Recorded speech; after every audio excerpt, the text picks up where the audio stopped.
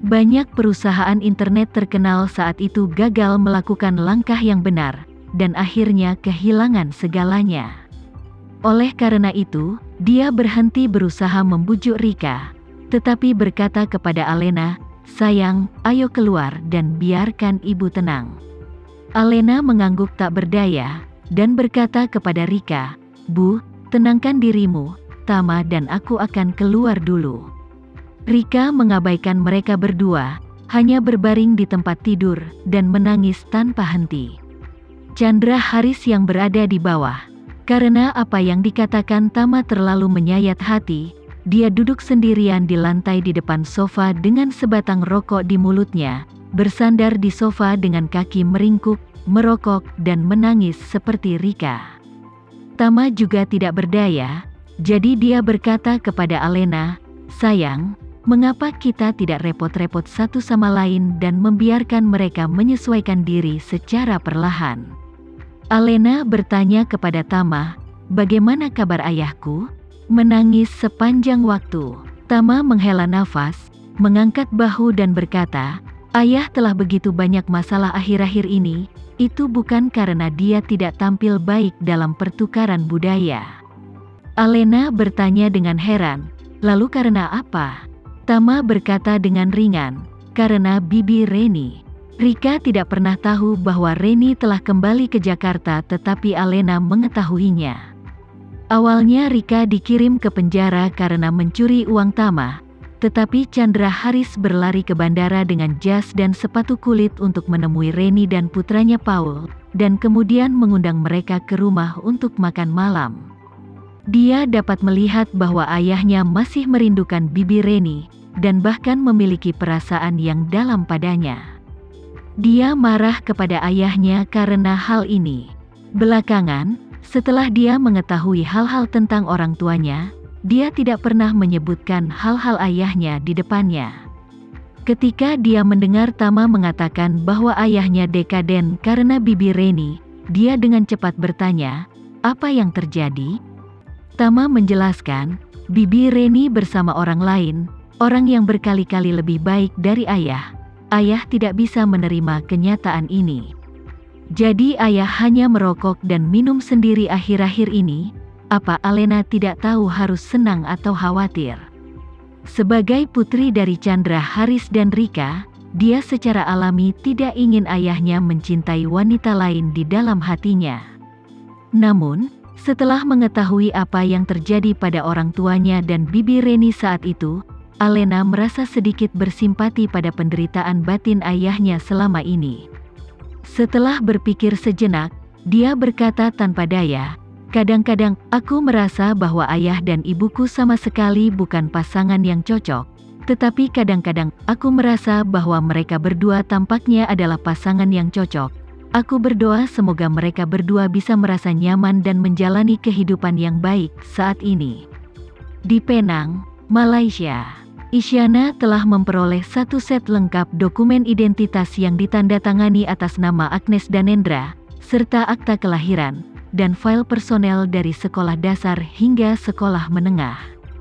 Mudah untuk membuat kumpulan dokumen ini, tetapi jelas bukan tugas yang mudah untuk menyinkronkan dokumen-dokumen ini sepenuhnya dengan informasi resmi pemerintah Malaysia.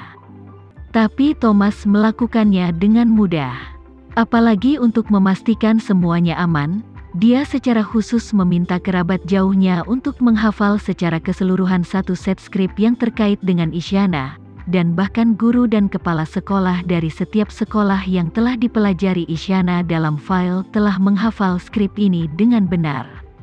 Semua gambar kelas dan sekolah yang telah dibaca Isyana di filenya telah diedit oleh para profesional, seperti menambahkan nama Isyana ke foto kelulusan, fotonya di S, bahkan banyak foto kehidupan, dan bahkan foto pertemuan olahraga. Itu juga cocok untuknya sosok sangat alami, tanpa ada jejak modifikasi buatan sama sekali. Mungkin para siswa di kelas ini, setelah melihat konten ini, akan bertanya-tanya apakah mereka benar-benar lupa mengembalikan teman sekelas tersebut. Namun, langkah-langkah kerahasiaan tertentu telah diambil untuk materi yang dirusak ini, jadi tidak mungkin bagi siswa yang berada di kelas yang sama dengan Isyana dalam file untuk melihat konten ini. Ini juga lebih menjamin keamanan identitas Isyana. Thomas dapat melakukan ini karena status sosialnya yang kuat di Nanyang dan latar belakang jaringannya yang mengakar. Di sini, tidak ada yang tidak dapat dia lakukan. Isyana meminta Thomas untuk menggunakan identitas palsu seperti itu, tapi itu sebenarnya disiapkan untuk Tama sendirian. Dia tahu bahwa setelah melihat Tama pasti akan curiga pada dirinya sendiri, jadi dia pasti akan menyelidiki identitasnya. Selama itu bisa membuatnya terlihat sempurna, maka rangkaian identitas ini telah menyelesaikan tugasnya. Setelah Thomas memberikan Isyana semua dokumen identifikasi, dia berkata dengan hormat, "Nona, saya telah berbicara dengan pengurus Universitas Jakarta, dan mereka telah mengirimkan perkenalan yang relevan tentang sekolah dan berbagai jurusan. Anda dapat memilih jurusan apa saja. Setelah itu Anda membuat pilihan, mereka akan mengeluarkan surat penerimaan untuk Anda." Isyana mengangguk ringan, dan berkata sambil tersenyum, "Terima kasih atas kerja keras Anda. Jika tidak keberatan, tolong atur penerbangan untuk saya, dan saya akan pergi besok pagi." Thomas ragu-ragu setelah beberapa saat, dia berkata dengan hormat, "Nona, saya punya permintaan yang tidak berperasaan, saya tantang Anda untuk setuju." Isyana tersenyum dan berkata, "Katakan." Thomas membungkuk dan berkata, "Saya juga berharap dapat pergi ke Jakarta dengan Anda. Di satu sisi, saya berharap dapat menggunakan kontak yang telah saya kumpulkan di Jakarta selama bertahun-tahun untuk membantu Anda membuka jalan dan mendukung Anda di Jakarta, sehingga Anda bisa pergi ke Jakarta. Lebih nyaman, di sisi lain, istriku sudah lama ingin kembali. Kita semakin tua, dan ini mungkin terakhir kali kita kembali." Isyana mengerutkan bibirnya dan berpikir sejenak, lalu mengangguk dan berkata, "Ayo pergi bersama, Tuan Jaya Karsa ingin pergi juga. Pergi ke Jakarta untuk menemuiku, supaya kamu bisa mengejar ketinggalan di masa lalu."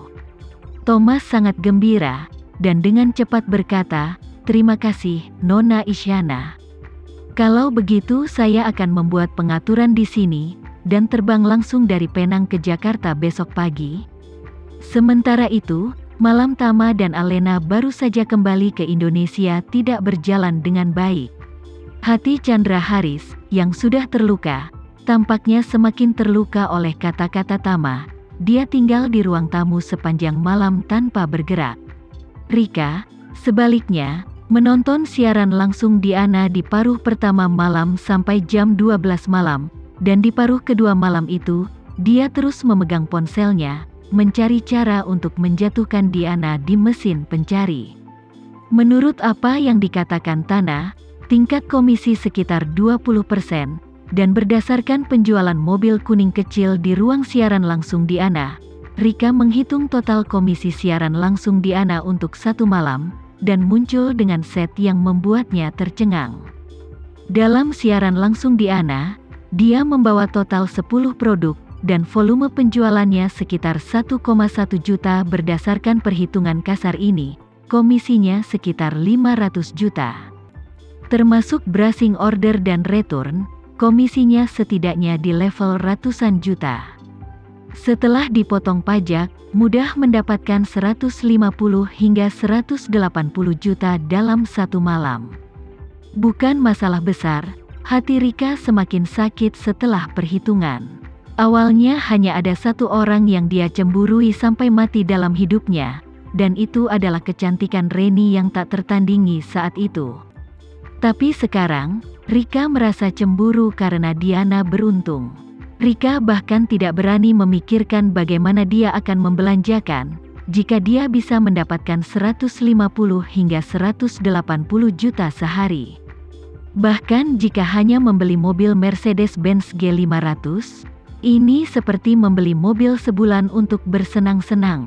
Keesokan paginya, setelah Tama bangun, dia berkata kepada Alena, "Sayang, Kamu bisa meminta beberapa petugas kebersihan untuk membersihkan rumah kita nanti. Aku harus pergi ke sekolah untuk Claudia hari ini. Masalah ini harus diselesaikan dengan cepat selama liburan musim panas, agar tidak menunda dimulainya sekolah. Oke, Alena mengangguk dan berkata, pergi dan lakukan pekerjaanmu. Aku tidak akan pergi ke studio hari ini. Aku akan berusaha menghibur ayah dan ibuku dan juga membersihkan rumah. Oke, Tama berkata sambil tersenyum, kalau begitu hari ini pasti akan melelahkan untukmu. Aku akan mandi dulu, lalu aku akan keluar setelah mandi. Oh ya, jika kamu ingin keluar, aku akan mengantarmu keluar dari mobil.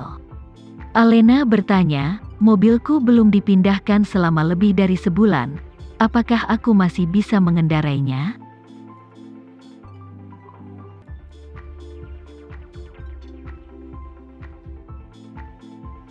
Sekian dulu ya video kali ini, kita lanjutkan lagi videonya di lain waktu. Oh iya, bagaimana menurut kalian? Semoga bisa sedikit menghibur kalian semua. Untuk teman-teman yang baru nonton, jangan lupa subscribe ya, hehehe. Dan kalau teman-teman ada yang ingin gabung langganan, bisa langsung gabung saja untuk dapat fitur yang menarik dan sedikit membantu Mimin. Terima kasih banyak sudah menonton, sampai jumpa lagi, bye.